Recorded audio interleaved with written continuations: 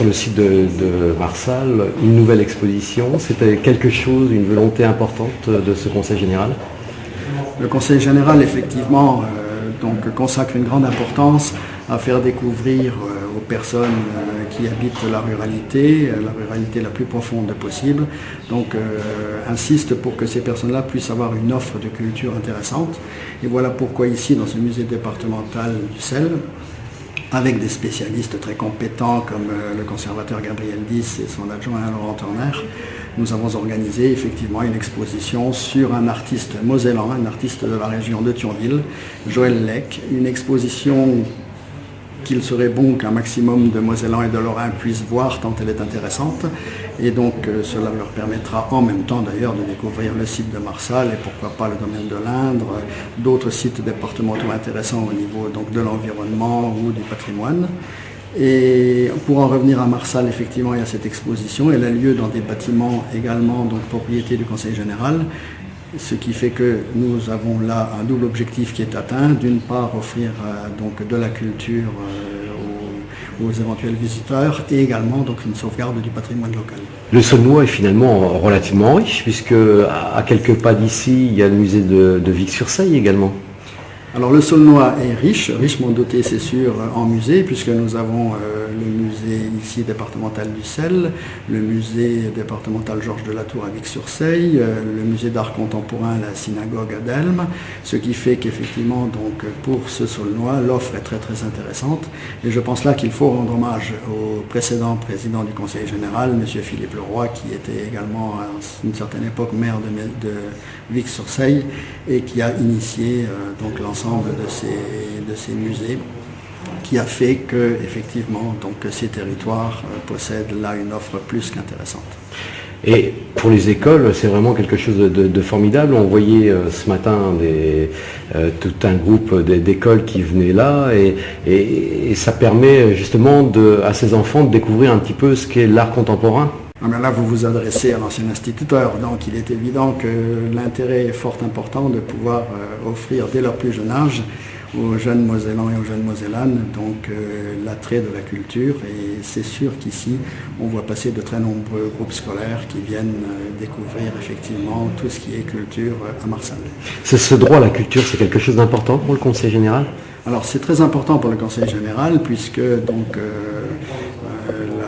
commission en question gère un budget tout de même avec le sport bien sûr, avec le tourisme et avec cette culture et la jeunesse. Nous gérons un budget de plus de 30 millions d'euros, donc c'est vrai que c'est très très important et nous tenons au Conseil général, que ce soit dans la région Messine, que ce soit par exemple à la maison Robert Schumann à Metz, que ce soit au château de Malbrook, que ce soit à Bisbrunn-Kreinheim. Nous souhaitons effectivement mailler le territoire de façon à ce que tous les Mosellans trouvent à proximité un site des plus intéressants, mais qu'ils puissent également, à quelques encablures, avec un petit déplacement, en visiter d'autres.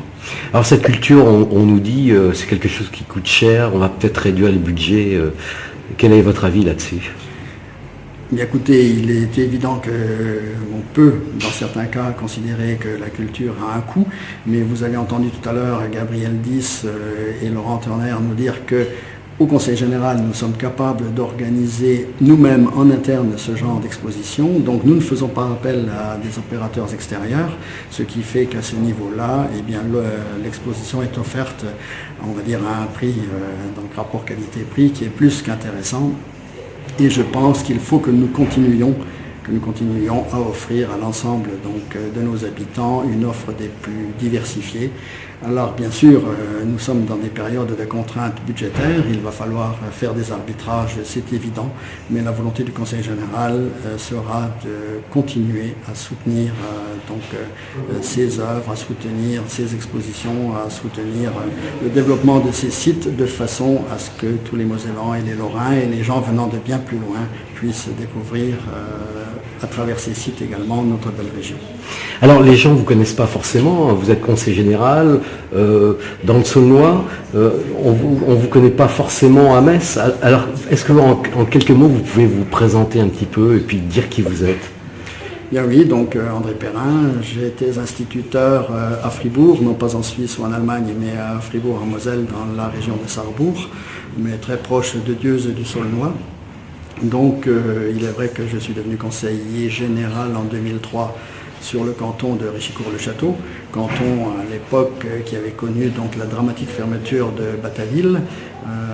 Donc maintenant nous avons la chance d'avoir à proximité cette ouverture de Center Park qui s'est faite l'an passé.